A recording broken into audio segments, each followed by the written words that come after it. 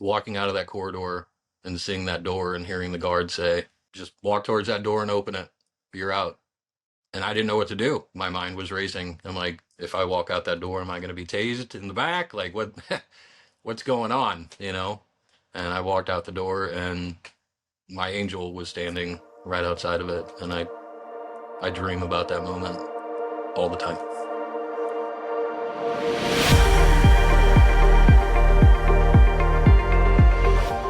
Welcome back to There's Always a Way, a special limited series from Hope Comes to Visit. I'm Danielle Elliott Smith, and throughout this series, we're exploring one simple but powerful truth. There is no one right way to redefine your relationship with alcohol. There is always a way forward. Each conversation reminds us that recovery isn't one size fits all. Every path is different, every story is unique, and yet they all have something in common: the courage to believe that change is possible. Friends, as always, I'm so glad you're here. Today's guest is someone I am grateful to call a friend, and someone whose story reminds us that recovery isn't about getting lucky. It's about getting honest, staying committed, and choosing day after day to build a very different life. Adam Hamby is a husband, a father, and a man who recently celebrated 10 years of sobriety. But like so many people, his path wasn't immediate and it wasn't straightforward. It took time, it took setbacks, it took wrestling with the idea of what life without alcohol might look like. And eventually it took making one of the most important decisions of his life. Today, Adam talks openly about the work behind long-term recovery, the moments that nearly kept him stuck, the perspective that changed everything, and why after fighting so hard for the life he has today, he has no desire to go back. Whether you're questioning your own relationship with alcohol, supporting someone you love, or simply looking for a story of resilience and hope, I think you'll find something very meaningful in this conversation. Adam, welcome to Hope Comes to Visit. I'm so glad you're here. Thanks for having me. Oh, friend, I am excited to have this conversation. I know that you haven't talked openly about this in a forum like this before, so I know this is a little bit different, but it's just a conversation between you and I. You and I have talked recovery so many times, and I know that your story is powerful, and I know it's going to help so many people. So in getting started, let's start at the beginning. What was your initial relationship in the very beginning with alcohol like? It completely took over my lifestyle. I'm in construction. It's kind of a normal thing in the construction and the trades. Every day you go to lunch. It's not like that anymore the way it used to be. You used to go to lunch for your journeyman, get some buckets of beer and wait for your journeyman to show up for lunch. It was kind of a normal thing. It took over. It was just an everyday norm for me. Everyone else was doing it, so it was okay for me to do the same. Were you young when you realized that alcohol was kind of a regular part of your life? Teenage years. It was partying all the time. The high school life. And I never wanted that to end. It kind of seemed like it was just ongoing into my adulthood. I know for a And lot of people, alcohol is something that makes us feel a little different, right? It makes us feel either socially more acceptable, it hides our emotions. What was it like for you? well, as you know from talking 1,000 times, I ran into a lot of complications in life at a young age. My older brother passed in a very bad car accident. Um, he actually drowned in a car accident. Um, Sorry. so that really sent me off the edge. Um, he was only a year older than me. Hmm. There were three brothers all the time, growing Hmm. up, and we were so close. And to lose part of that was just, it felt like my life was over. So I just didn't care anymore. So that's when it really took hold. How old were you when that happened? I was 18, 19. Okay. So that takes over, and I know it's common for, especially for those of us who started drinking, or for those of us who have a propensity for alcohol to be part of our nature. Um, when there is something traumatic that happens, we drink so we don't feel. Right. How did that manifest for you? I was numb every day. I wanted to be numb. I didn't want to think about anything at that point. Um, Also, going at the same time, my dad had left my mom. Um, actually got caught cheating in a very horrible way to find out, actually through family pictures. That's another story. But yeah, all of this was going on around the same time. My dad left when I was 15. And so I had to step up for my mom, get a job at 15, didn't see any paychecks. They went straight towards paying bills since I was 15. And my younger brother, too young to go to work. So I don't know if he really saw what I was trying to do to keep the household up and going, keep us from living on the streets. So But there's a all that piece of you. stress and then my dad came back and that wasn't a good situation. Me and him kind of got into it a little bit. Um, I was kicked out for a year after that because my dad was accepted and I wasn't. So yeah, he took my older brother with him whenever he did leave, and yeah, I still to this day I feel like I hate him for it because he took all that time from me and my brother. But he passed 6 months after he moved back in. You So almost lost your older brother twice. right, right. And so having to deal with that, I just drank my sorrows away. I mean, it was bad. I was signing up for the military because he was signed up for the Marines. So I was going to follow in his path. And my brother-in-law decided my mom can't lose two children. So got into the trades and I've been there ever since. Okay. What was the pivotal moment for you? So I know that there were, your wife Tina has also been on the Mm-hmm. podcast before, and we've talked, like, she had a big part in being present for you during times when you were drinking, and then being there for you when you were working to not drink. But there were many people in your life who said along the way, okay, we need to intervene, we need to try to help you, as many people did for me. Those interventions, quote, did not feel right to you. What was it that said to you, okay, Adam, things need to change? Because one of the things we're talking about is everybody's path is different, right? There's Right. always a way, and it's not one way for everybody. What was your way? Well, I kind of went the hard route. I got my fourth DWI and I was locked up in St. Louis County for 6 months. Um, about halfway through is when I just completely gave up. I'm sitting in my jail cell, no roommate, no nothing. And I just completely just gave it up to God in a way.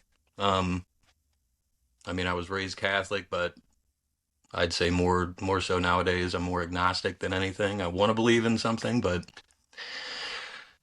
um, yeah, that's when I hit my all-time low, sitting in my cell by myself, and I cried all night, all day for probably 3 days straight.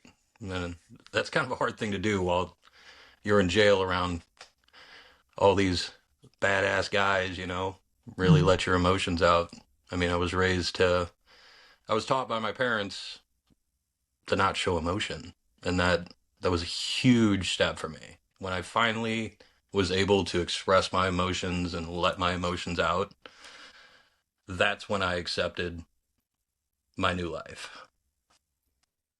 It's interesting that you say that, because I remember In my first month or so of sobriety, I could actually feel, right?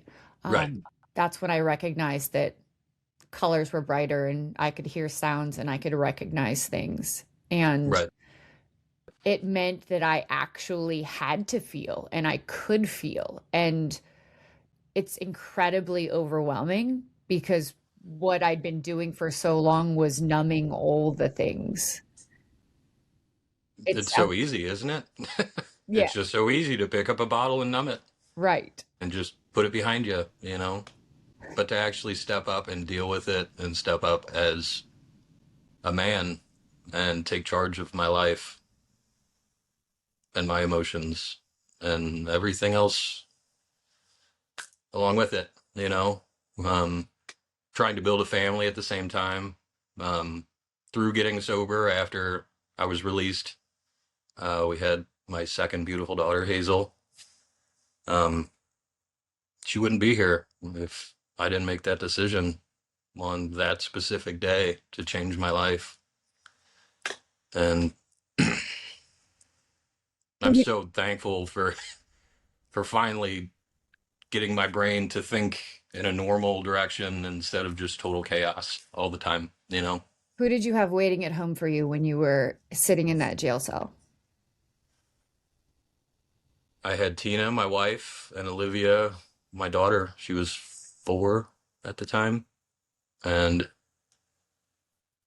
I couldn't be more thankful. It was the best feeling in the world.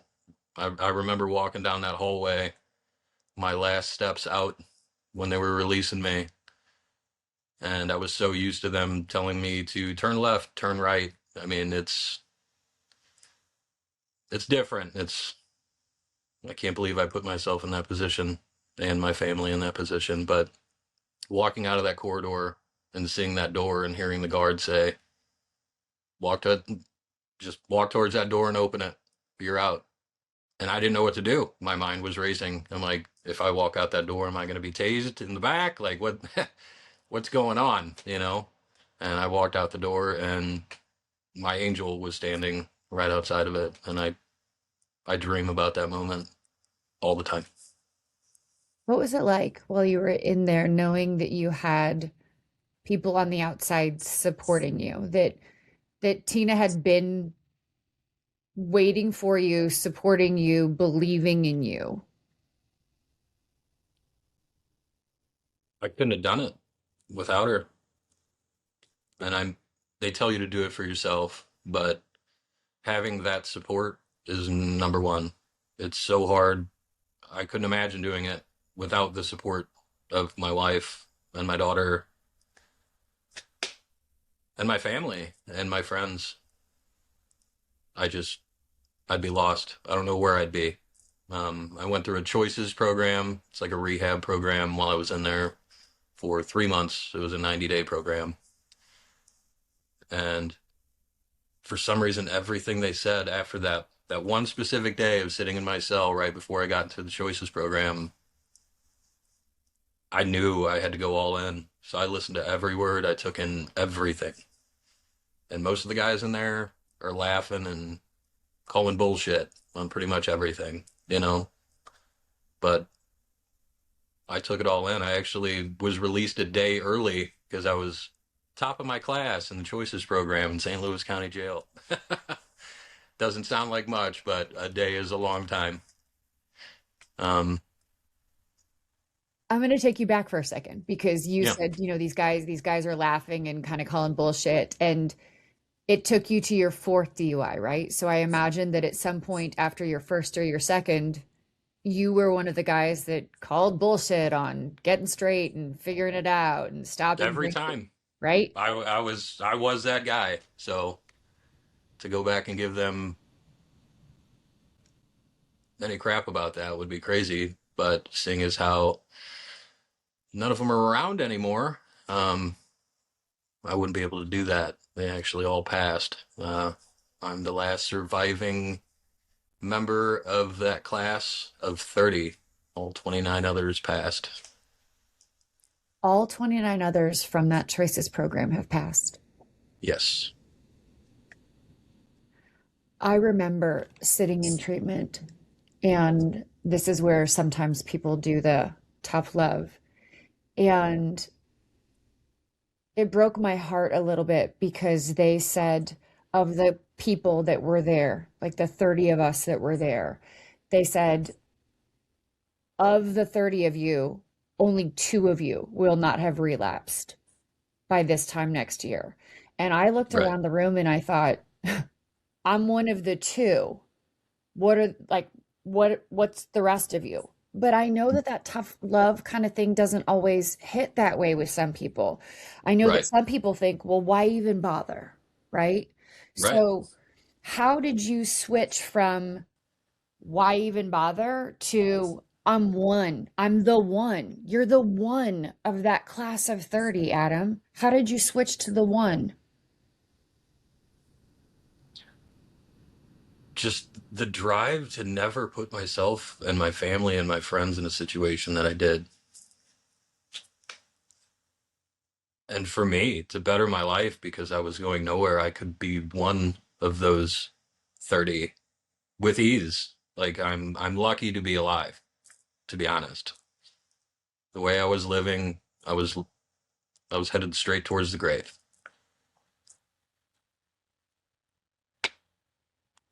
Each year you have an anniversary. You hit 1 year, you hit 2 years, you hit 3 years. I am 100% sure, knowing you, knowing me, I would love to say that we are exempt from dealing with hard things. We are not. How do you keep Right. from going back? From going back to the hard things, From going back to drinking when you're experiencing the hard things? seeing all three of my girls' smiling faces every day. It's I know I've made it every day. Waking them up to have breakfast. I mean, every moment I have with my girls, I wouldn't change anything for the world. And I'd be letting myself down at the same time. I couldn't imagine the feeling of, I know relapse, they say relapse is part of sobriety, but it all goes back to that one moment. Like I don't ever want that feeling to come back. It's something clicked in my head and I don't know what it was because got myself to that extreme low in my life. I can't do it again. I'm just so tired of being tired, you know? Yes, I know. It's interesting because not everyone has the same level of rock bottom, but I think it's a personal rock bottom, whatever that looks like, Right. right? And I know that for me, I had personal experiences blacking out, waking up at 3:30 in the morning and thinking, what did I say? What did I do? Did I lose something? Where is my car? And if I'm sharing those experiences with other people, someone who drinks normally would say, why would you ever drink again? And when you have a problem with alcohol, there isn't an answer to that. It's strictly a compulsion or a desire to feel like a normal drinker. You just Right. want to be the person who wakes up and can do it normally. So you're just going to wake up and try again until you wake up and you say, I can't live like this anymore. Right. And it would be easy to just go back and drink and be accepted by all my old buddies I used to hang out with. I couldn't tell you how many friends that have come and gone because of sobriety, but the good ones, they stick around and they don't go anywhere. They're there to support me in every way possible, including you and James, which I appreciate you guys so much. We adore you. Um, it's good to put yourself in an environment around people like you. Um, the Kava culture that we're around, and It just feels like I can be open. I can talk about it. You have to feel free to express yourself and be able to talk about sobriety around other people going through the same thing. That's where you feel accepted. You mentioned early on being in construction, right? In an Yes. environment that a lot of people drink a lot. How do you handle that? Um, well, it's been 10 years now. It was rough at first. I mean, taking criticism from all the guys at work, um, they're all going out for drinks after a long, hard day of sweating outside. And me, I'm never late getting home. I'll just say that. I'm always in a rush to go back and see my girls. I think if the police are going to get me again, they're going to get me on my way home because I'm never speeding to work. I'm speeding back home every day. That's Um, the best. I chase this feeling of just being home, just being home and safe with my wife and kids. And once I know I'm with them, I feel like I can really do anything. And I give them a lot of credit, but at the same time, I have taken a lot of steps on my own, and I've done this on my own, and I couldn't be any more proud of myself. As you should be. You're making me tear up. I will tell you that, so you and I have known each other almost since I first got sober. So almost 7 years. And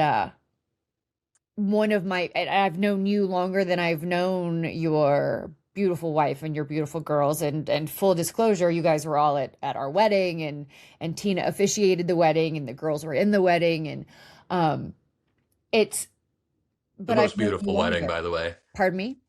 Beautiful wedding, by the way. Oh, thank you.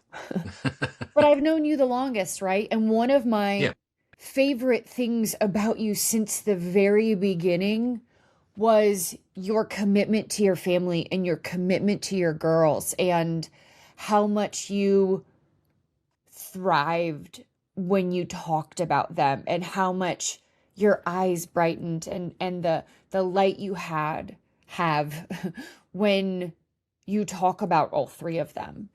And that's always been so beautiful and so remarkable to me. it is. It's beautiful and remarkable to me every day, you know? Um, I appreciate that. What would you say to I'm so some? lucky. I'm just so lucky. Because I mean, a lot of people going through sobriety don't have what I have. And I'd love to give them direction. And my advice would be find something that you're passionate in, find something you love, and give it 100% of your focus because that'll be your crutch. That'll be, as long as you give it 100%, it doesn't matter what it is, as long as it's something you are passionate about and you give it all, give it everything you got. And mine just happens to be my wife and kids. That's beautiful. I love that. You jumped to my next question. I was going to say, what advice would you give? And there it is. Find something you're passionate about. Yeah. Adam, how do you define hope? Hope? Hope.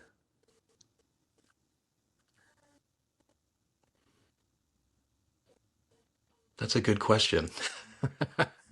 um, Hope is the light at the end of the tunnel of the struggles in life, if that makes sense. All the struggles added up through your entire lifetime, and that one end goal of just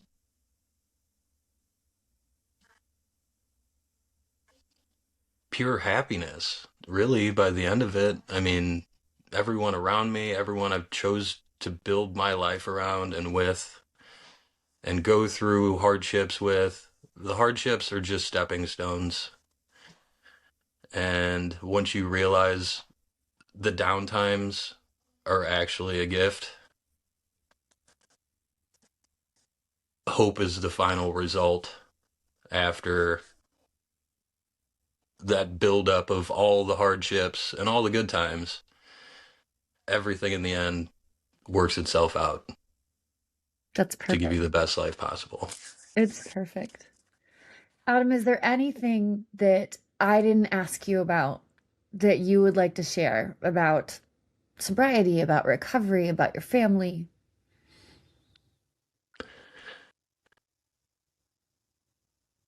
Don't listen to society. You don't have to go out and do what society forms you to do. Be yourself. Find passion in things. Find passion in life. Because without that, you're running around lost forever. I mean, I'm buddies with guys who drink every day of the week. They've got nothing new for me. It's all the same story. They couldn't tell me about their weekend because they were blacked out drunk all weekend. You know, being present every day in everything I do. It's what gets me through every day. The one day at a time. They're wins every day. I win every day. Yeah, I take some losses here and there, but it's a better ratio on the winning side, you know?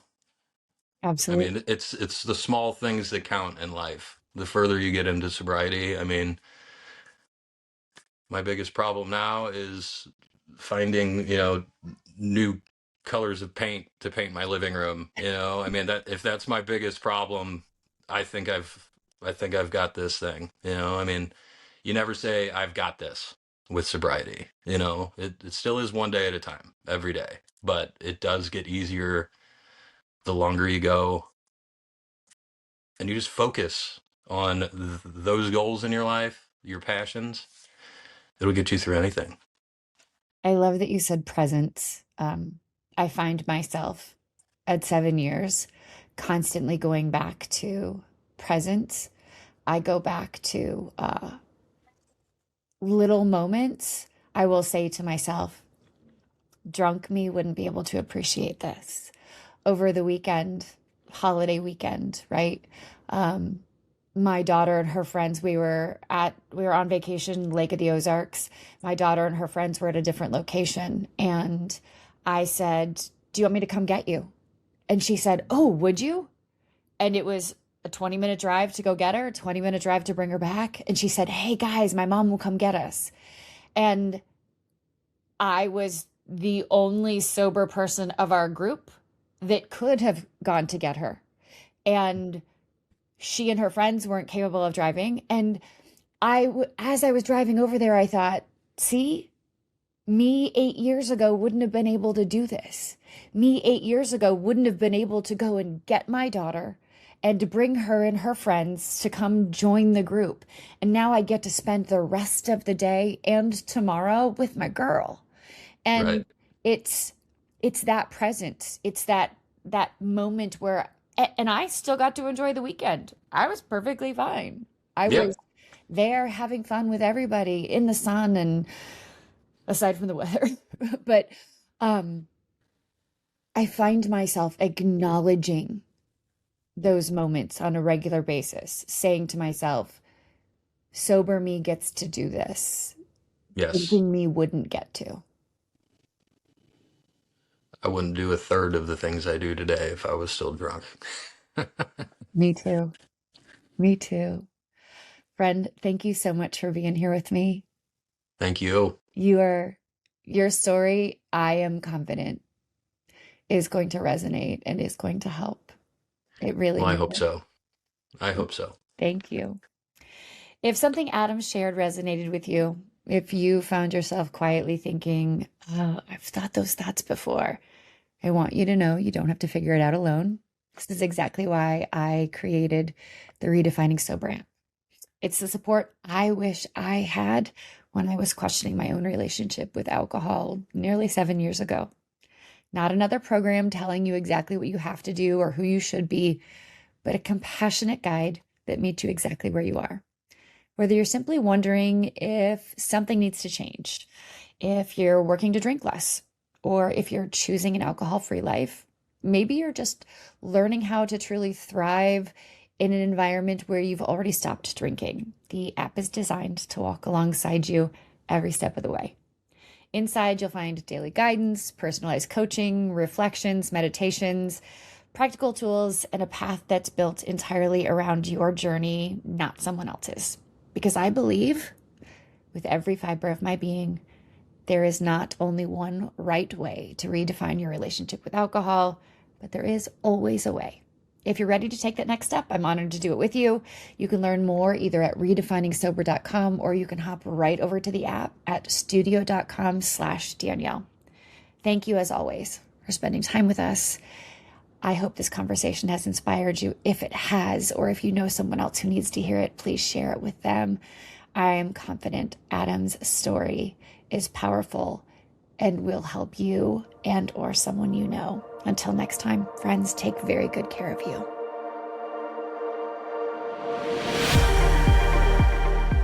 If you've been joining us on Hope Comes to Visit for a while, you've probably noticed that many of our conversations come back to the same themes: self-awareness, healing, growth, resilience, and finding our way back to ourselves. That's exactly why I created Redefining Sober, initially as a coaching program for women who wanted to redefine their relationship with alcohol, and now I'm excited to share as an app. Redefining Sober is a guided app for women who want to explore, question, or change their relationship with alcohol in a way that feels supportive, compassionate, and free from shame or rigid rules. Through personalized reflections, guided exercises, meditations, videos, and AI-powered support, the app meets you where you are and helps you build self-trust, reconnect with yourself, and create meaningful change. Whether you're sober curious, actively making changes, or already alcohol-free, you'll find tools, encouragement, and support designed just for you. To learn more, visit redefiningsober.com to get started.